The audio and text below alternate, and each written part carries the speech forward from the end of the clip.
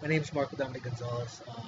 So this is like part 2 of part 1, Business World College, dealing with a layman's understanding of how the process of having a report, a classified report, and then what happens with that, because that's at the end of the day, that's all you have when the material is destroyed. And then I was questioning. It's just like, and what I want to know. See, my question as like a reporter question would be, okay, at some point, if someone's going to have a cover-up and they're going to say, okay, well, this stuff's top secret, what the originating authority can do is reduce that top secret to secret, and then it can be destroyed after 3 years. The report itself, the message could be destroyed in 5 minutes. So somebody can say, okay, Dominic, we have a top secret message, reduce the secret. Here's the message, destroyed. Then a destruction report is made, and that destruction report would be kept for 3 years. So it's almost like you have to think of everything somebody's going to do, and then where's the report at the end of the day? Because remember, you can just look at a classified material for a minute. Once it's destroyed, a report has to be generated, but depending on its classification is how long do you keep the report. So if any of that sensitive information is reduced to secret, the report is only needed to be kept for 3 years. So understand that. And the subject line is only unclassified. And if somebody is in union to do sabotage, then they can just lie about what the unclassified subject line is, meaning that they would have to be in union with somebody to do that.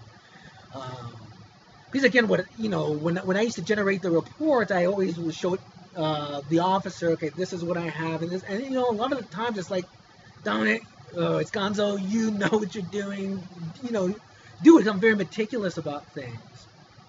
But once the information is destroyed, you have to have somebody destroy the material with you. But once it's gone, dude. The report's signed, and all you have is the report. And then that report would be destroyed after 3 years. So I mean, there's so watching that first video and watching this video, you understand that material can come to you. It could be destroyed immediately, but the report has to be kept for a length of time. But if we're going to chronicle what happened during the Bush administration, all those reports are gone. They would legally be able to be destroyed. And if the originating authority would reduce it to, they could reduce it to confidential material, and then that is destroyed. So even the president can see, saying, okay, wait a minute, there's top secret messages on this Bush administration here, but the originator authority could have reduced it to confidential or secret, and then there's a secret generated report, not a top secret report. So you have to understand those little simple ins and outs to understand how that could be used to not have that report given to the President of the United States. So understand that in order to do that, if you have a small group of people in the Senate and they're small group of people within the intelligence community, this stuff can happen very easy. It's not hard to do that. And they just don't tell the president. And then you have a top secret message that is downgraded to secret. Meaning if the originator does it, it's legal. So I think you get my point. So I have to make that clear.